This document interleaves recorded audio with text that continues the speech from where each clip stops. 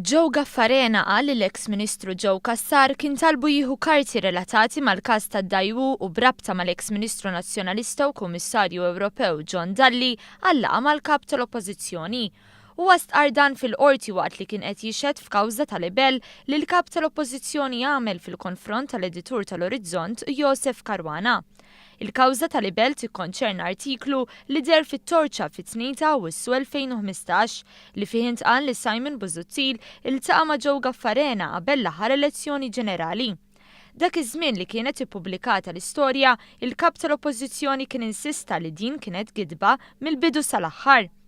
Fil-qorti meta Gaffarena kien mistoqsija kux minnu li Joe Cassar talbu jieħu miegħu għallaqa il-karti relatati mal-permess tal-mepa u l-pompa tal-petrol, Gaffarena insista għal aktar minn darba li dan ma kienx il-każ.